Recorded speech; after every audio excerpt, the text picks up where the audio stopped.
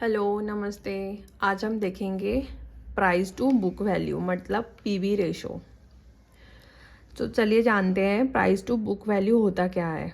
देखिए, price to book value ये बहुत प्रॉपर यूज़ करते आना चाहिए। बिकॉज अगर ये कहाँ यूज़ करना है और किन सेक्टर में यूज़ करना है, अगर आपको प्रॉपरली नहीं पता है तो शेयर मार्केट में आप बहुत बड़ा नुकसान कर सकते हैं। इस वजह से आपको इसके टर्म्स पता होना चाहिए। तो देखिए, price to book value ratio का जो फॉर्मूला है यह है share price to book value of per share. अब बुक वैल्यू क्या होता है? बुक वैल्यू मतलब होता है असेट्स माइनस लिएबिलिटीज़। अब आपको लग रहा होगा कि असेट क्या है। देखिए, असेट मतलब होता है कि कंपनी के पास में जो भी ज़मीन है, प्लांट है, मशीनरी, कार और ऐसा जो भी कुछ है जो कंपनी के पास ऐसे बिजनेस में मदद करता है, जो भी प्रॉपर्टी बिजनेस में यूज़ हो रहा है, उसे हम असेट्स कहते हैं। एंड लिएबिलिटीज़ का मतलब होता है जो पैसा कंपनी ने किसी से लिया हो और उसे वापस करना है, तो इसे हम कहते हैं लिएबिलिटीज़। मतलब लिएबिलिटीज़ जो होती है वो कंपनी का खुद का पैसा नहीं है, जो किसी से उसने उधार लिया है और उसे कभी ना कभी वापस करना होगा। तो बुक वैल्यू हम कैसे निकालेंगे? देखिए, असेट्स जो है, सपोज एग्जांपल के तौर पे 100 है असेट एंड लिएबिलिटीज़ है 50। मतलब असेट जो है ये खुद का पैसा है कंपनी का जो 100 है, एंड लिएबिलिटी है जो उधारी का पैसा है, मतलब ये 50। तो बुक वैल्यू का होगा असेट्स माइनस लिएबिलिटीज़, मतलब 100 minus 50, that is book value is 50। लेकिन ये बुक वैल्यू तो टोटल बुक वैल्यू हो गई, हमें चाहिए बुक वैल्यू पर शेयर।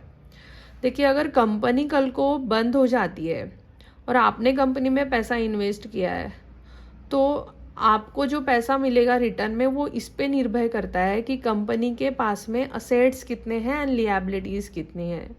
क्योंकि अगर कंपनी बंद हो गई और कंपनी के पास में ही बहुत ज़्यादा उधारी है, तो कंपनी आपको कैसे रिटर्न करेगी? उसके पास में असेट्स एंड लिएबिलिटीज़ कितनी है, उसी पे तो डिपेंड करेगा कि आपको कितना रिटर्न मिलेगा, वापस कितने पैसे मिलेंगे।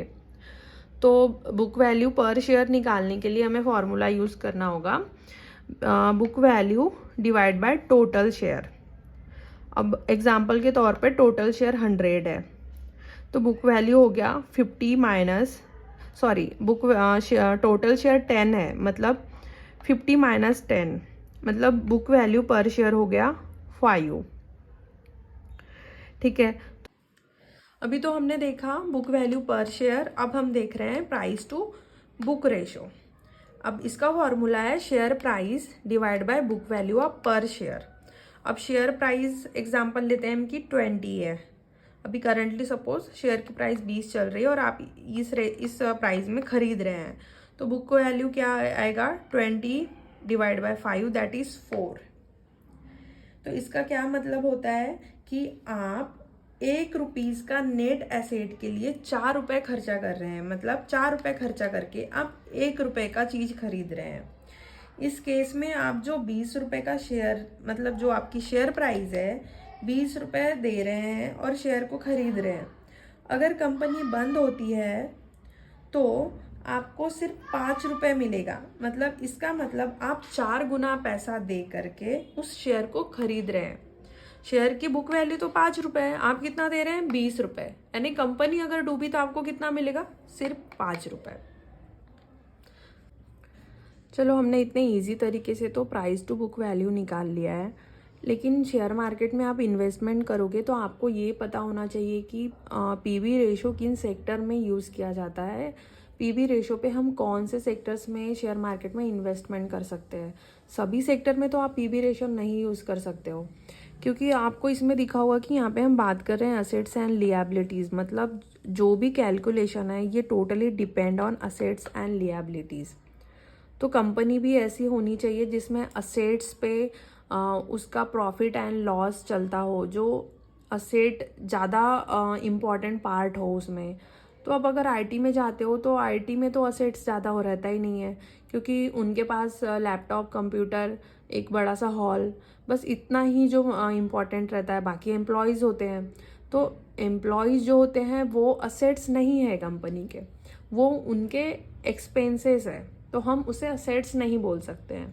तो अगर आप सेक्टर की बात करते हो तो इनके पास तो असेट्स कम रहेगा, तो आप उस पे से आप बुक वैल्यू अगर निकालोगे तो वो भी डिफरेंट आएगा। दैट्स वाई आप इन सेक्टर में नहीं यूज़ कर सकते हो। अब कोई ऐसा होता है सेक्टर की जिसमें ब्रांडिंग होती है और ब्रांड के ऊपर से उनके प्रोडक्ट बिकते हैं, तो आप ये सेक्टर में भी नहीं यूज़ कर सकते हो। लेकिन आप जैसे एक ले लो कि कोई इंफ्रास्ट्रक्चर की कंपनी है जिसमें फ्लैट, ज़मीन, जायदाद, जो भी हम बोलते हैं ज़मीन जायदाद, इन पे उनका काम होता है। मतलब ज़मीन का तो रेट बढ़ रहा है ना धीरे धीरे, तो आप इसमें यूज़ कर सकते हो। या बैंक हो गया, बैंक सेक्टर में उनके पास गोल्ड होता है, लिएबिलिटीज़ जो भी होती है वो भी डिपेंड करता है कितना होता है। लेकिन जो ऐसे सेक्टर है जिनके पास असेट्स ज़्यादा है, जैसे कि इंफ्रास्ट्रक्चर, बैंक हो गए, उनके पास गोल्ड होने के कारण गोल्ड का रेट है धीरे धीरे बढ़ते जा रहा है, तो आप इन सेक्टर में भी यूज़ कर सकते हो। तो दैट्स वाई आपको प्राइस टू बुक रेशो उन्हीं सेक्टर में यूज़ करना पड़ेगा जहां असेट्स एंड लिएबिलिटीज़ की जो कंसेप्ट है वो ज़्यादा क्लियर हो। अदरवाइज़ आप सभी सेक्टर में नहीं यूज़ कर सकते हो। तो बस आज के लिए बस इतना ही। अगर आपको मेरा पढ़ाया हुआ थोड़ा सा भी लेक्चर समझ में आ रहा हो तो आप मेरे चैनल को सब्सक्राइब एंड शेयर करें। और लास्ट लेक्चर में मैंने आपको सिखाया था पी रेशो, तो अगर आपने वो वीडियो नहीं देखा है तो मैं लिंक में डाल देती हूँ डिस्क्रिप्शन में, आप वो देख लीजिए। एंड अभी के लिए थैंक यू।